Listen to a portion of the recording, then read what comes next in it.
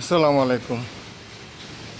বাসায় অনেক কষ্ট করে অনেক দূরের পুকুর থেকে পুকুরের তলার মাটি সংগ্রহ করেছি গাছের চারা রোপণ করার জন্য, এবং ঢাকা থেকে আনা চারাগুলো যেগুলি আমার বাসার ঢোকার রাস্তায় করেছিলাম সেগুলিকে নতুন পাত্রে দেওয়ার আশায় কালকে রাতে, এমনিতেই মাটিগুলি ভিজা ছিল, কালকে রাতে আবার বৃষ্টি হওয়ার কারণে, শিলাবৃষ্টি হওয়ার কারণে মাটিগুলি আরও বেশি ভিজে গেছে।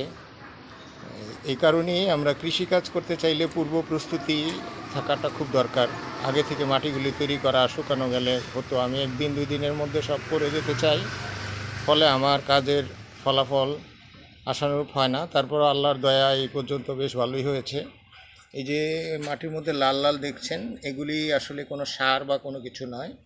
এগুলি মূলত আমাদের বাসায় যে বিল্ডিং বানানো হয়েছে সেই বিল্ডিংয়ের ফেলে দেওয়া ইটের গুঁড়া।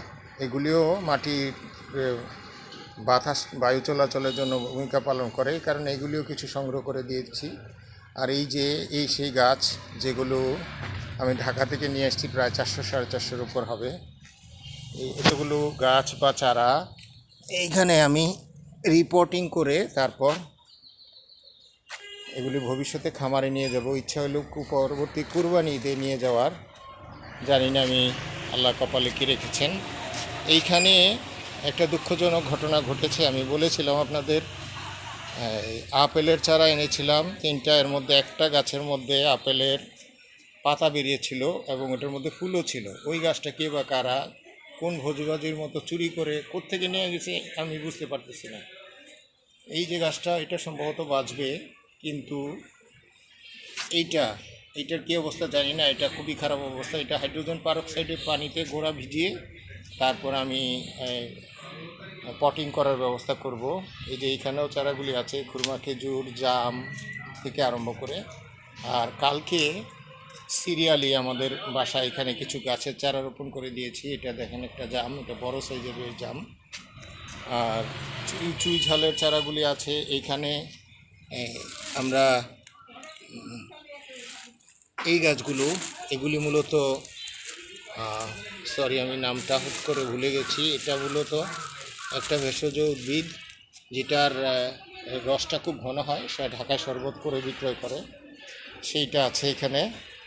এগুলি বিভিন্ন এই চারার স্পেশালি কলম করার জন্য বা অঙ্গজ বংশবৃদ্ধির জন্য বেশ কাজে লাগে।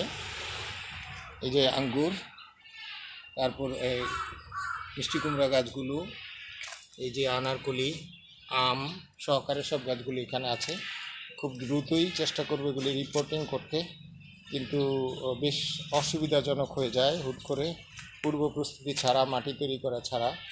সার হঠাৎ করে দিয়ে দিলে গাছে বেশ সমস্যা হয়ে যায়। এই কারণে আগে থেকে প্রস্তুতি থাকা খুব জরুরি। এই যে এটা রোপণ করেছি আমাদের বাড়ির ওয়ালের কাছে, সিরিয়ালি কটা গাছ রোপণ করা হয়েছে। এটা সুপারি গাছ, বড় বড় 30টা সুপারি এনেছিলাম আমি, দেখতে ভালো মনে হয়েছে। সেগুলি আমি পাত্রে দিই, কিন্তু সেগুলি ভালো ফলন, মূলত গাছ উঠে নাই, মাত্র একটা গাছই উঠেছে। সেটাই গত প্রায় 1.5 বছর আগেকার। এটা ছোট একটা পাত্রের মধ্যে এতদিন পড়েছিল। এই যে এইটা একটা জাম্বুরা গাছ, এটা রোপণ করা হয়েছে সিরিয়ালি। এটা একটা জাম গাছ, এটা রোপণ করা হয়েছে। তারপর এটা হচ্ছে একটা আমরা, এটা আমি ঢাকায় খেয়ে এই বীজটা রোপণ করেছিলাম, যেটা পরবর্তীতে তৈরি হয়েছে। এইখানে সম্ভবত বড় একটা শূন্যতা তৈরি হয়েছে, যার কারণে রাতে বৃষ্টি হওয়ার কারণে এখান দিয়ে পানি নেমে গেছে। গাছটা রক্ষা করার জন্য এখানে আরও প্রচুর পরিমাণে মাটি দিয়ে দিতে হবে এগুলি সরিয়ে। এখানে অবশ্য মাটি আছে, আর আমি আরও মাটি আনিয়েছি। আর এটা একটা সাগরকলা, ছোট জাতের, কিন্তু আমার এক ছাত্র এমদাদ, ও তার ছাদ বাগান থেকে আমাকে দিয়েছে। আমি আশা করছি এইটা ভালো ফলন দেবে। এটা নাকি গাছের সমান ছড়াটা হয়, অনেক বেশি বড় হয় না, অনেকটা নেপালি কলার মতো। এই গাছটা একেবারে ভয়ঙ্কর করুণ অবস্থা ছিল। হাইড্রোজেন পারক্সাইড সহকারে হিউমিক অ্যাসিড অনেক কিছু দিয়ে রোপণ করার পর এখন প্লাস কালকে রাতে বৃষ্টি হওয়ার কারণে সম্ভবত, বৃষ্টি হচ্ছে আল্লাহর সবচেয়ে বড় নেয়ামত, ফলে গাছটা একটু ভালো অবস্থায়, কারণ 3-4 দিন ওইটা প্যাকেটের মধ্যে থাকার কারণে একেবারেই ভয়ঙ্কর অবস্থা হয়েছিল, আমি ভেবেছিলাম মরে যাবে। কলা গাছের একটা সুবিধা হচ্ছে কলা গাছ সহজে মরে না। আর এই যে এটা হচ্ছে চায়না 3 লিচু গাছ। এই চায়না 3 লিচু গাছটাও রোপণ করা, এখানে বিল্ডিং তৈরি করার কারণে নিচে মাটিতে প্রচুর পরিমাণ ইট থাকার কারণে এইখানে মাটি তৈরি করে জৈব সার দিয়ে, এবং যেহেতু মাটির তলে ভবিষ্যতে সার দেওয়া যাবে না, নিচের অংশে কিছু ইউরিয়া, টিএসপি, এমওপি, ডিএপি সহকারে বেশ কিছু সার আমি ভিতরে দিয়েছি, এবং গাছের গোড়া যেন সরাসরি না লাগে এজন্য তার উপরে মাটি দিয়ে নিয়েছি, এবং গাছের যেই গোড়াটা আছে এটার 3-4-5 ইঞ্চি 6 ইঞ্চি দূরে সাধারণ মাটি দিয়ে এটাকে আড়াল করে তারপর অন্য দূরে মাটি দেওয়া হয়েছে। যদি এটা না করাই ভালো, কিন্তু আমার হাতে যেহেতু সময় নেই, আমি চাইলেও এটা করতে পারি না, অন্য কিছু করার সুযোগ নেই অল্প সময়ে। এটা হচ্ছে আরেকটা চমৎকার ফল, 12 মাসি, এটাকে সফেদা বলা হয়।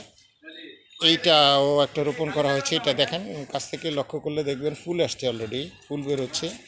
এইগুলির জন্য ফ্লোরা, হাইড্রোজেন পারক্সাইড থেকে আরম্ভ করে যাবতীয় উপাদানের মধ্যে দিয়ে দেওয়া হয়েছে। এই যে আমাদের বাসায় এইখানে আরেকটা গাছ আছে, সেইটাও লিচু, চায়না 3 লিচু, সেটাকেও রোপণ করা হয়েছে একই পদ্ধতিতে। এটা সারাদিন লেগেছে একজন লোক এবং আমি পাশে দাঁড়িয়ে থেকে এটার ভিতর থেকে ইট পাথর ময়লা উঠিয়ে এক বস্তা, বড় বস্তা শুকনো গোবর, 4-5 বস্তা মাটি এবং সার দিয়ে অনেক কষ্টে এটা রোপণ করা হয়েছে। তো এই পাতাগুলি যেহেতু দুর্বল হয়ে গিয়েছিল, আমি পাতাগুলিকে সজীব করার জন্য হাইড্রোজেন পারক্সাইডের প্রয়োগ করেছি, এবং ছত্রাকনাশক এবং অন্যান্য ফ্লোরা জাতীয় উপাদানগুলি সেগুলিও সংগ্রহ করে রাখা হয়েছে। বোরনও সংগ্রহ করে রাখা হয়েছে, সলু বোরন যেটা পানিতে মিশে যায়, সেটাও স্প্রে করে দেওয়ার জন্য বলেছি। আমি সুযোগ পেলে একবার করব, কারণ আমার এই গাছে মুকুল থাকা অবস্থায়, ফুল থাকা অবস্থায় যদি লিচুর বোরনটা দেওয়া হয় অনেক সময় কাজে লাগে। জিঙ্ক সালফেট, ম্যাগনেসিয়াম সালফেট সহকারে জৈব মাইক্রোনিউট্রিয়েন্টগুলিও আমি প্রয়োগ করেছি, কিন্তু জিঙ্ক সালফেটটা আলাদা প্রয়োগ করতে হয়। এইটা অন্যান্য ইউরিয়া, টিএসপি, ইউরিয়া তো দেওয়া হয়নি, ডিএপির মধ্যে ইউরিয়ার উপাদান আছে, এমওপি, এগুলির সাথে একটা রাসায়নিক বিক্রিয়া করে গাছের বিরাট ক্ষতি করে। এই কারণে জিঙ্ক সালফেটটা পরবর্তীতে দেওয়া হবে মাটিতে, কিন্তু বোরন এবং অন্যান্য ম্যাগনেসিয়াম সালফেট এগুলি অলরেডি মাটিতে মিশিয়ে দিয়ে দেওয়া হয়েছে।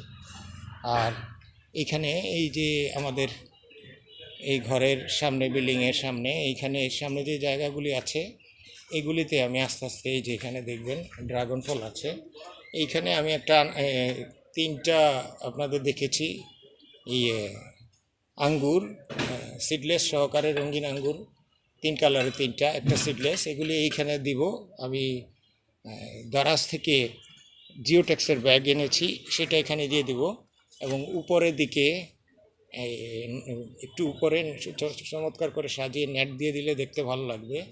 আর এই যে ড্রাগন ফল, এইটা আমাদের এখানে অলরেডি আছে। আমি আরও কিছু ড্রাগন ফল অলরেডি আমার ওই ছাত্র এবং বর্তমানে সহকর্মী সে দিয়েছে, এই যে টোটাল 9টা, এগুলি আমি এখানে বসিয়ে দিয়েছি আপাতত। এগুলি দেওয়ার পর এগুলির মধ্যে যেন মাটিটা, যেহেতু ভিজা এবং পুরাতন ছিল, পুকুরের তলার মাটি, এই কারণে আমি এগুলি যেন পচে না যায়, এই কারণে এগুলিকে হাইড্রোজেন পারক্সাইড দিয়ে গোড়াটা সহকারে ভালো করে ভিজিয়ে দিয়েছি। রাতে বৃষ্টি হওয়ার কারণে চেহারাটা একটু অন্যরকম হয়ে গেছে। মোটামুটি এইখানে আমাদের বাসায় এইখানে আরেকটা জাম গাছ রোপণ করার ইচ্ছা আছে। আমি এখানে একটা জাম গাছ দিব, ওইখানে আরও জাম্বুরা গাছ, এইখানে আরেকটা জাম্বুরা গাছ রোপণ করব।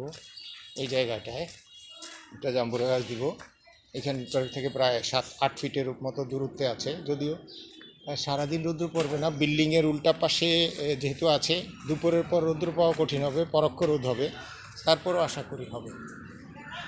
আপাতত এইটুকুই, পরবর্তীতে আমাদের মাটি তৈরি এবং অন্যান্য বিষয় নিয়ে কথা বলবো ইনশাল্লাহ। পরবর্তী কার্যক্রম শেষ করে আবার আসছি। সবাই ভালো থাকবেন, আসসালামু আলাইকুম।